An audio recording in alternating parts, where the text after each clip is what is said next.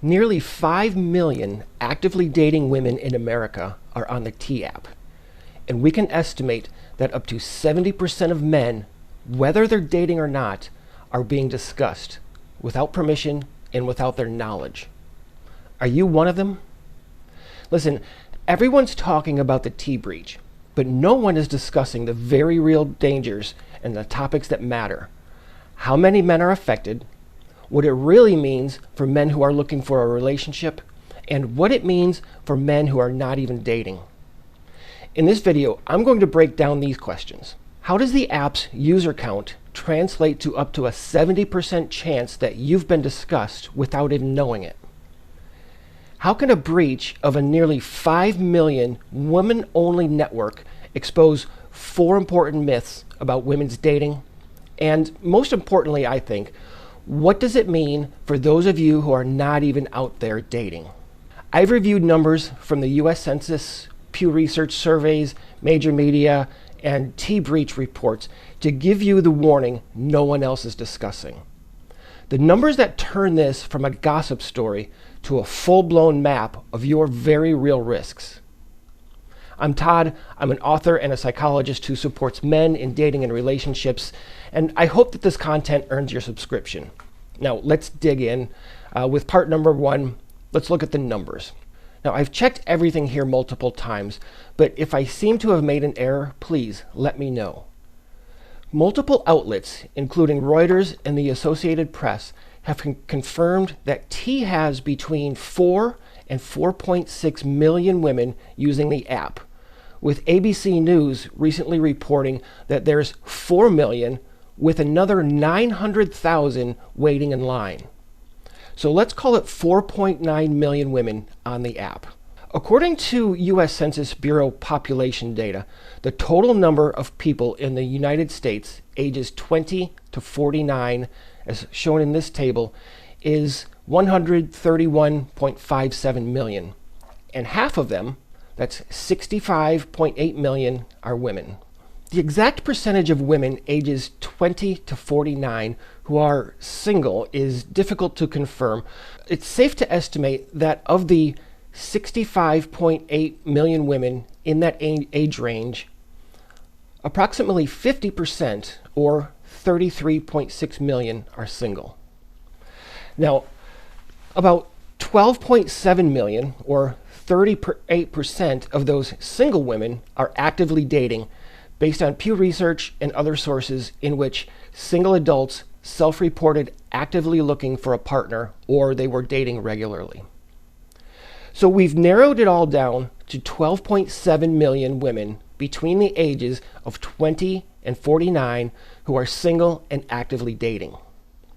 If 4.9 million of those 12.7 million are single and actively dating on the T app, as reported by ABC News, the AP, and other major outlets, that's 36% of all actively dating women between the ages of 20 and 49 on the app. That's more than 1 in 3. Now let that sink in. More than 1 in 3 of the women you meet are on the T app. And the number is only growing because despite the breach and the controversy, women continue to sign up. Now, before we get into busting women's dating myths and what it all means for those of you who are not even dating, let's estimate the odds that you are in the system. If each of those 4.9 million women on the app brought in an average of only 1.5 men, that's 7.3 million different men being discussed in the app against his will, and again, without his knowledge. And now, nearly 5 million women know all about his dating history. Moving on, just like we did with the women a moment ago. Half of the US population between the ages of 20 and 49 is male, which means there are 65.8 million men within the age range of 20 and 49, just like the women. As with the women, the exact number of single men ages 20 to 49 is difficult to pin down because of age ranges that are reported. But using Pew's data in this graph as a guide, in addition to knowing that approximately 50% of women in that age range are single, we'll use that same rate of 50% being single to estimate that 33.6 million of the men in that age range are also single, just like the women. And if 61% of the 33.6 million single men ages 20 to 49 are actively dating as estimated and reported here, that's 20.5 million single men in that age range who are single and actively dating. When we divide the estimated 7.3 million men that women bring into the app at a rate of 1.5 per woman by the 20.5 million single men who are actively dating, it tells us that there is a 35.6% chance that a guy has been exposed if each woman on the app brought in an average of just 1.5 guys. But what if women brought in more than just 1.5 guys each? What if each woman added 3 guys into the app on average? If each woman on the app brought in an average of 3 men into the app, then the number of men added into it increases to 14.7 million, and their odds of showing up in the app doubles to over 72%. Furthermore, that means that you are twice as likely to be on the app than is the woman you're talking to. And for those of you in dense urban and suburban areas where tea usage is likely higher than the rural areas, the odds of overlap climb even further. You might think that you're meeting someone brand new, but now that we know what we know, please understand that there's a great chance she's already heard a curated version of your dating history before you even shelled out $200 for that chance to meet her.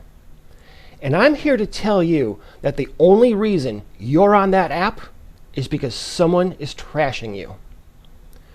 So when you hear about the tea breach, it's not just a story about leaked dating experiences.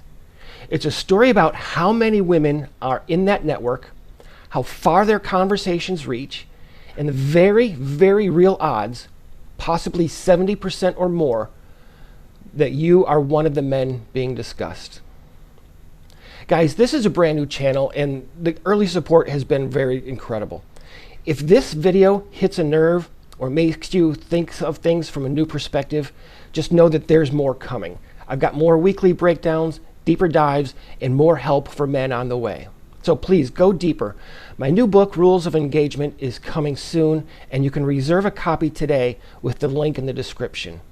Everything in this video, the tone, the values, and the blunt honesty, it's all in there. So let's move on to part 2, the myths of women who are dating. So the first myth is that the dating pool is huge. A lot of women believe that the dating pool is massive. They may not like every man in it, but they have the belief that there is always another schmuck around the corner to pay for her next meal, as if there's an endless supply of men waiting for their chance. So if one doesn't work out, no big deal to her. There's always another one right behind him. But when you consider the numbers, especially what we learned from T, it's obvious that they're all swimming in the same pool. According to the data we just reviewed, somewhere around 33% of actively dating women in the US are using T. And if each one of them submitted just a couple of names, that adds up to 7 million men, or likely more, that are being talked about. Now ask yourself this: how big is the dating pool really when that many women are all naming the same guys? It's the same women chasing the same men on different apps, at the same bars, and inside the same gossip circles. Again, especially in urban and suburban areas where social overlap is likely higher. And that's the real problem. This illusion of abundance convinces women that men are a placeholder until the next one comes along. Unless, of course, your name already hits her T-app search, in which your real chance is over before you even start. So no, the dating pool isn't huge, and it just got much, much smaller. For men, the shrinking of the dating pool is not just frustrating. I'd say it's outright dangerous. Because once you've been added to that behind-the-scenes worldwide archive, your dating life isn't just yours anymore. You can be filtered, judged, or even discarded by anyone at any time before you even had a chance to speak. So the second myth is that the app provides safety and vetting for women. You've heard their justifications. T exists to keep women safe. It's a tool for vetting men so I don't get assaulted. It sounds reasonable to the general public and makes for a good cover until you realize what's really going on. In reality, most women are not using T for legitimate safety concerns. They're using it to confirm emotional biases. If she feels like a guy was a jerk and she's not looking for balance, she's looking for endorsement of what she already believes. She logs in hoping that some other woman down the street had the same bad experience, and she wants to hear, yes, he sucks. Boys, this is not vetting, it's corroboration. And for women, that type of emotional validation is very, very addictive. That's what makes T so dangerous. It's predicated on and defended as safety while delivering the confirmation bias that women crave. T is not for vetting for safety, and we all know it. She's also there to talk about her ex. So if safety were truly the goal, there are legitimate ways to vet a man. She could run a legit background check. She has access to free court databases and records. If it were really about safety and a guy she likes, nothing stops her from hiring a professional, licensed PI if she's really that concerned. But all of that takes effort, right? And doing her own work doesn't get her a dopamine hit that comes with social online validation. The third myth is that women dominate the social intelligence economy. We've been told for years that women are the socially superior sex. They're masters of communication, of emotional nuance, and complex social navigations. But the way that women use T exposes a very, very different story. What's actually happening is not social intelligence. It's outsourcing that T users gladly purchase for a monthly subscription. Instead of making a judgment based on her own experience and getting to know you, women post about you to see what other women think. She's not asking, in what ways is he a good guy? She's asking the group to give her a reason to believe that you're an asshole. And when one woman validates that feeling, that becomes public truth. And it is not social intelligence. It's the same herd instinct that fuels TikTok trends and cancel culture. One person sets the tone and the rest follow. No woman wants to be the outlier or to experience FOMO, so she echoes the story and falls in line. If one woman says you are controlling, the next will say that you are manipulative. Soon, you're an abusive narcissist, even if she doesn't know how to spell it. Now here's the punchline to the myth and what it really means for you. You've been told the idea that women are social masterminds. They're empathetic, intuitive, even discerning. But if 1 in 3 actively dating women joined a gossip app like T to decide what they think of you, it's not intelligence. It's social dependence and, again, confirmation bias. The fourth myth is that women are strategically informed. There's this belief that women approach dating like chess, always thinking 3 steps ahead, they're gathering intel and moving with calculated intention. And sure, some of them do try, but strategy only works if the data you're working with is accurate. That's the part no one's talking about. Because the information that many women are using to be strategic in dating isn't based on real insight or solid information. It's based on emotional clamor from other women. They're not making decisions based on fact or strategic information. They're recycling stories from other women who have collectively decided what is a red flag this week. So no, she's not trying to understand you. She's scanning for information that someone else has already framed. And she calls it doing due diligence. Fellas, what she's really doing is copying someone else's homework and calling it wisdom or learning. If she's doing her research, odds are that research is coming from the T ecosystem, where rumors get repetitive and the narrative matters more than truth. That's where her strategy becomes your unearned conviction.